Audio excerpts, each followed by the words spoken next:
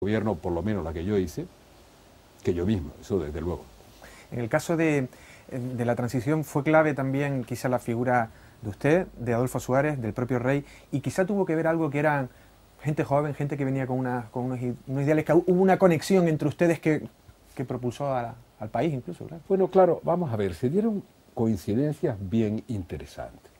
Por ejemplo, uno no puede olvidar que Carrillo, que nunca tuvo, Santiago Carrillo como líder comunista, que nunca tuvo una gran representación política en términos de voto, pero sí simbólicamente representaba muchas cosas. Por lo tanto, Carrillo hizo una gran contribución como la hizo el rey. Entonces, junto a eso, los políticos, para quedar bien, decimos, el protagonismo lo tuvo el pueblo, pero después no sacamos las consecuencias. Lo decimos, pero después decimos, no, aquí esto lo hizo entre fulano, mengano, sutano. No, pues.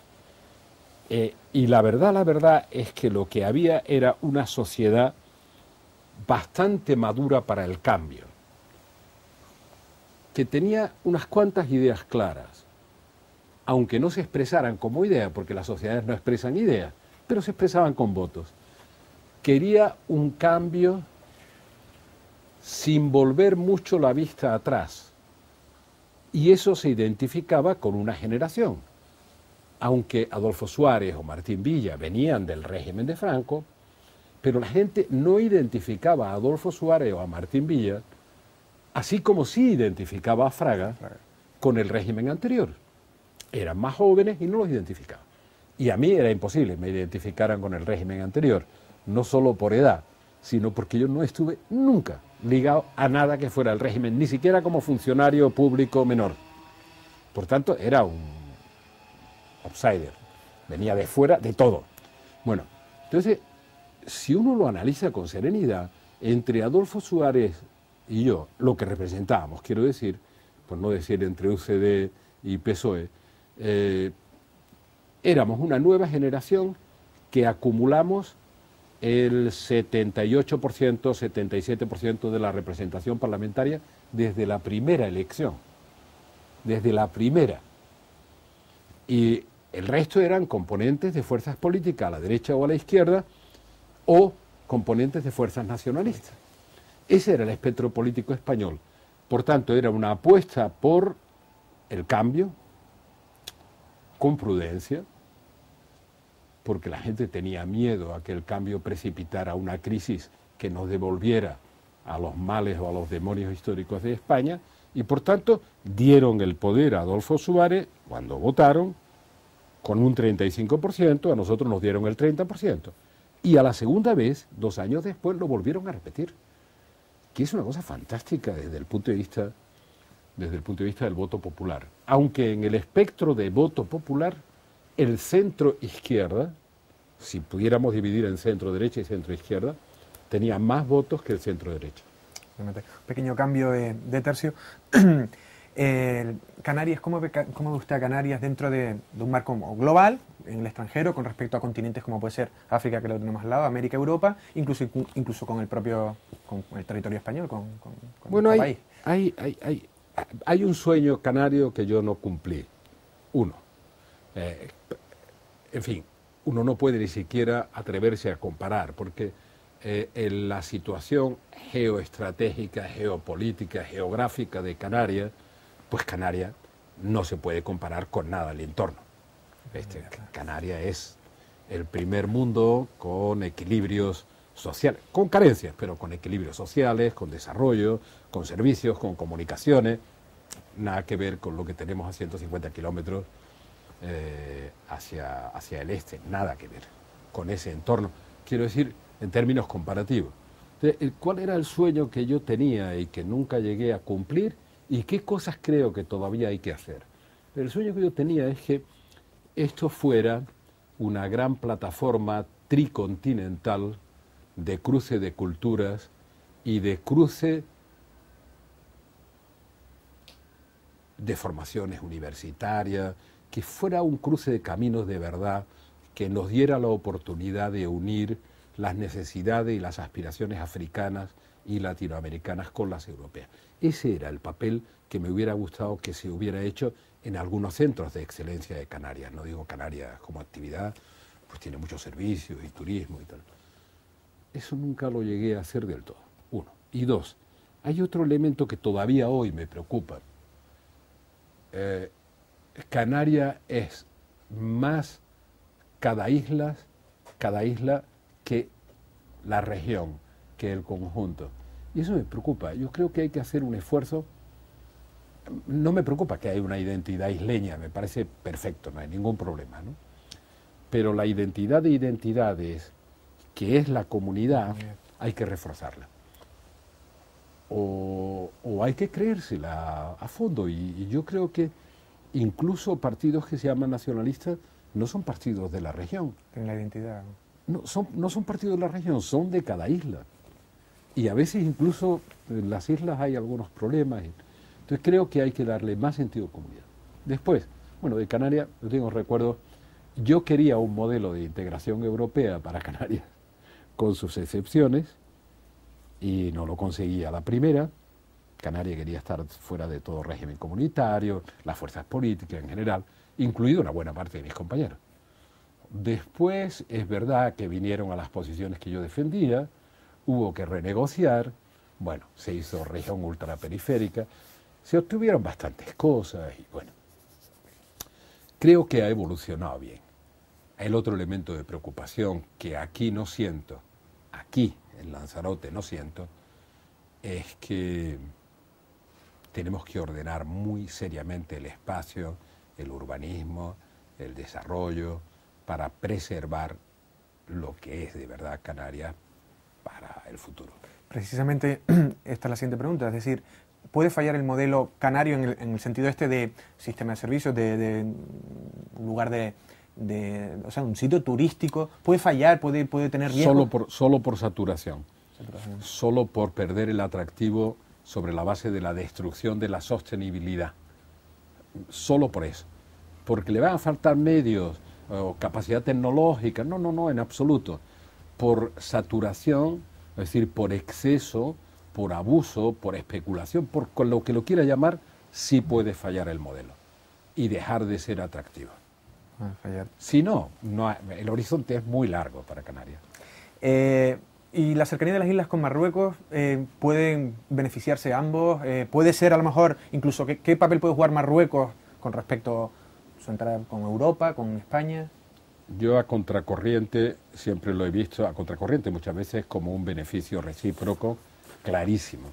Creo que compartimos un espacio con necesidades mutuas y complementarias, por cierto. No hay posibilidad de verlo en términos de una competencia que perjudica al otro.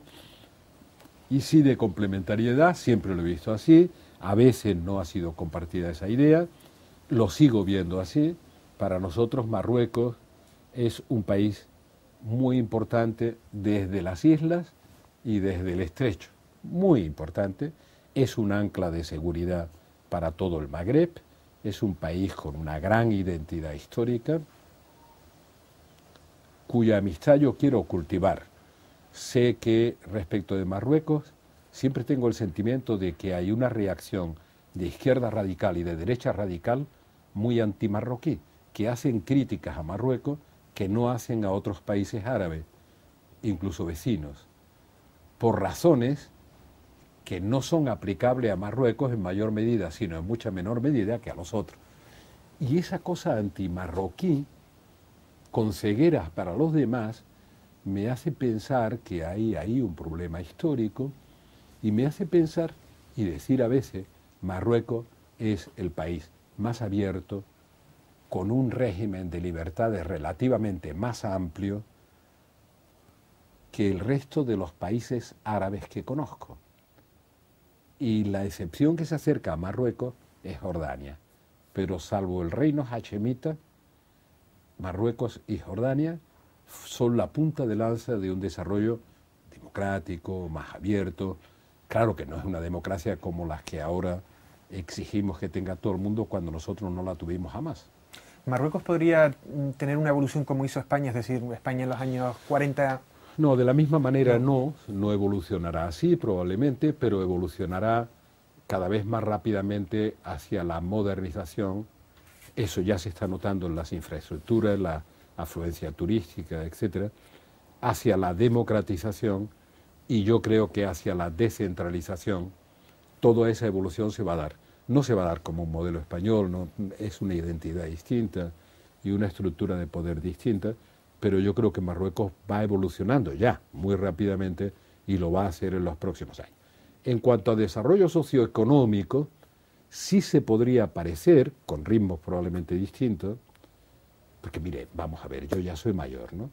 Entonces, digamos que Marruecos me recuerda mi adolescencia. Eso es lo que me recuerda al Marruecos de hoy. Cambio de tercio también. Vamos un poco más al Partido Socialista. ¿Cómo ve su partido? ¿Cómo lo ve? ¿Qué estado de salud tiene en estos momentos?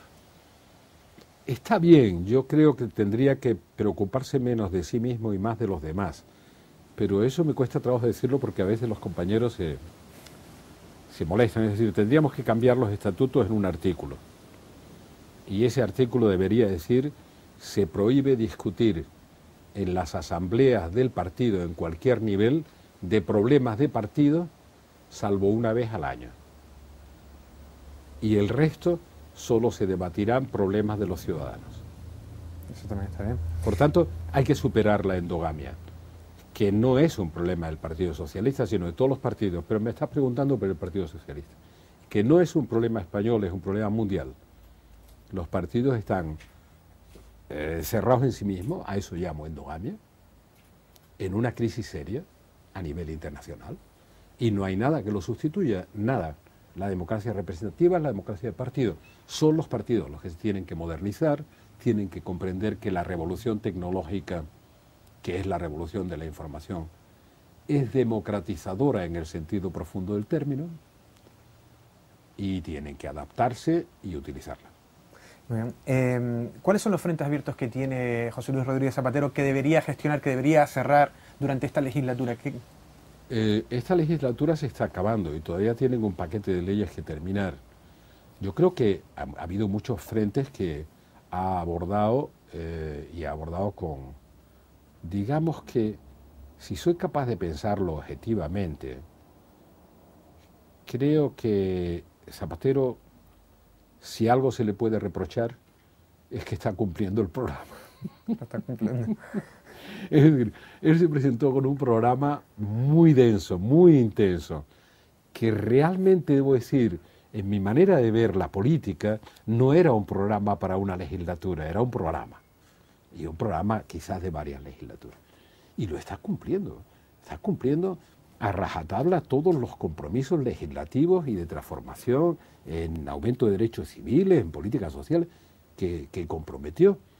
Por tanto, está haciendo un programa intensísimo. Ya está acabando la legislatura.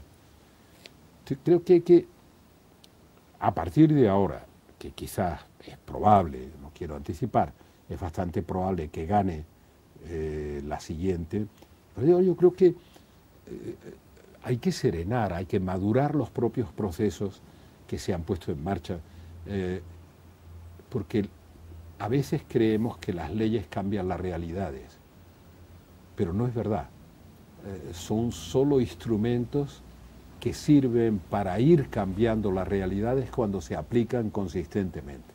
Entonces, por ejemplo, la realidad de eso que llamamos violencia de género, y no sé por qué la llamamos de género, porque el género es el humano, es decir, hombres y mujeres. Es violencia contra las mujeres, no es de género, es violencia contra las mujeres. Pues bien, esa legislación que está bien concebida y que seguramente hay que retocar para perfeccionarla, exige un gran esfuerzo de tenacidad, de formación, de cambio cultural, de medios y de explicación. No es una ley milagrosa, no es decir que el asesino de ayer deja de ser asesino porque se aprobó una cosa en el Parlamento, ¿no? Va a seguir siendo un asesino. Este tipo de cosas tienen que madurar socialmente, hay que hacer mucho más pedagogía, mucho más cultura de los derechos iguales de hombres y mujeres, etc. Y como eso le explicaría otras cosas. Yo creo que he hecho un programa muy denso y muy intenso en muy poco tiempo. La suerte o el optimismo de José Luis Rodríguez Zapatero en el tema de lo de la tregua de ETA puede jugarle una mala pasada el hecho tal o no, las intenciones eran lo que cuentan.